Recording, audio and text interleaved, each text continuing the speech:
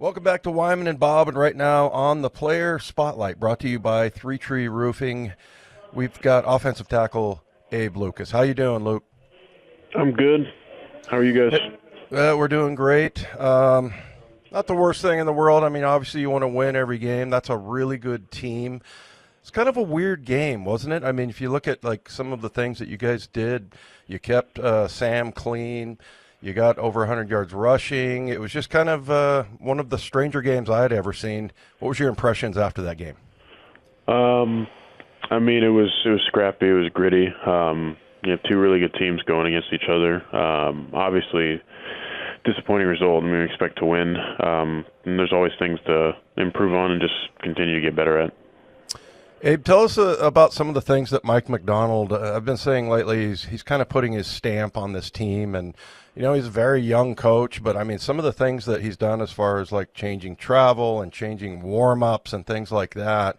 And I want to ask you specifically about how you guys warm up, but, you know, what about some of the just general things that that you've seen Mike Macdonald do that, you know, makes him such a good head coach?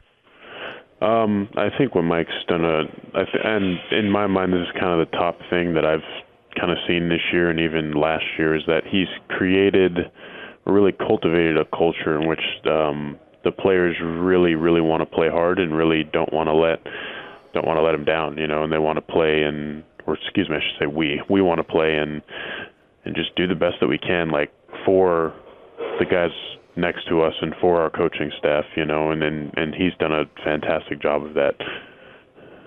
What about specifically the warm-ups? Is there anything that's different to you that, because I know, you know, back when I used to do warm-ups, I mean, it was like you go out and you run around, you get a sweat, and then you go and sit for 15 minutes before the game starts. Is there anything in particular that you notice about that part of it? I know I think the goal is to have like a faster, kind of like more up-tempo warm-up, so it's not like a rev up into the game as much. We can start fast, if that makes sense. Yeah. And I think that was his goal. Tell us about the offensive line and how it's coming together. Bummer you got an injury with Gray there yesterday. We'll see, you know, what happens there, but you guys didn't give up any sacks yesterday, and you are starting to get the run game going. Tell us about just the development of that offensive line over the year. Like I said, I mean, it's just all about getting better, in my mind anyway. There's always things to improve on, and just, you know, while we recognize some of the good, or, you know, you recognize that you have to improve, but you also have to recognize the good stuff that you're doing on tape when you see it, and then just, you know, put your head down in practice and go to work. Is this starting to develop into a big rivalry, the Rams and the Seahawks? Because, you know, I've been covering the team for a long time. I remember it's fun, and it's not like real hatred, but it's like sports hatred. And, you know, it looked like Jared Verse talks a lot of noise out there on the field, but is this Rams team kind of starting to become maybe one of those rivalry teams? I mean, I think within the division, kind of everyone is somewhat of a rival. I mean, you know, but it's also like you want to win the next game regardless. So, I mean, you know, if you look at the history, given the history of like with, you know, Seattle and the 49ers and such, you know, even when I was growing up watching, like I remember those days. I don't know. I feel like maybe we have to play them a few more times to really see, you know. Hey, tell us what you're noticing about Sam Darnold. It seems to me that, you know, when he has a bad play, he's able to really wipe it clean and flush it and not worry about it. So what's he like in the huddle that you've noticed, as far as, just tell us about Sam Darnold as a leader? Cool, calm, collected. It's my quarterback. I love him. I'm going to fight for him. I'll defend him. And yeah, like that was one of my things I noticed, is that he's kind of just able to move on from bad plays, you know, and it's great. I mean, we all have bad plays, but, you know, it's more of an impressive skill to be able to move on from a bad play, because you want to be perfect every play, and some people can really get in their heads when things aren't going their way, and he's just able to just keep moving forward, and I love that about him.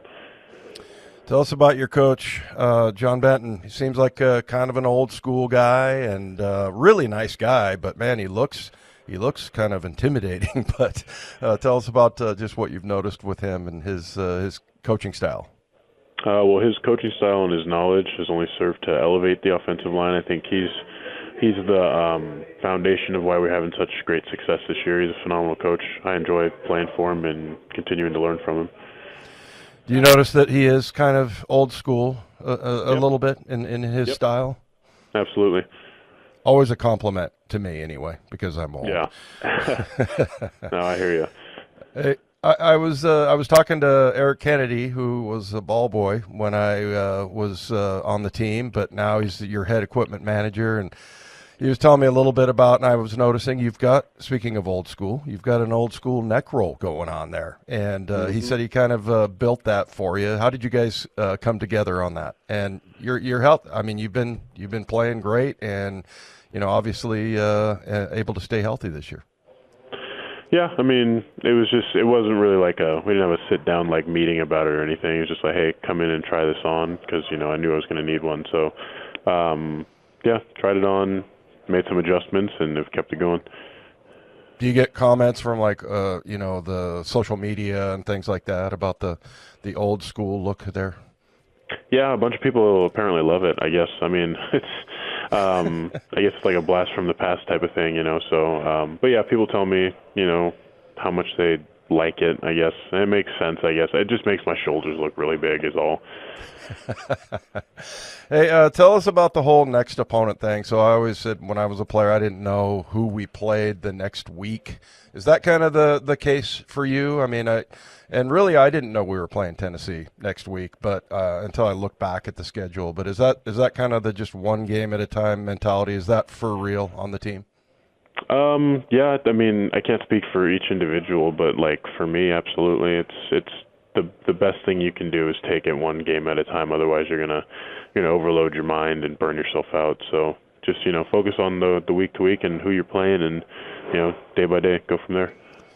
Hey, last question, Abe, for you. Tell us about Gray Zabel and how he seems like a very mature rookie, and he just stepped right in. I know it's kind of a bummer he got hurt yesterday, but tell us what you've noticed about him and his maturity. Oh yeah, like you said, Gray's super mature. Gray's a hell of a player, and he'll be good in this league for a long time. He's gotten a lot of respect around the league already as a rookie, and loves football and loves playing, and gets fired up out there. It's great. It's impressive, to see a rookie who can come in a really hard position as a guard and just get after it all the time. Yeah. Well, Abe, we really appreciate the time, man. Thanks, and we'll see you down the road. Absolutely, no problem.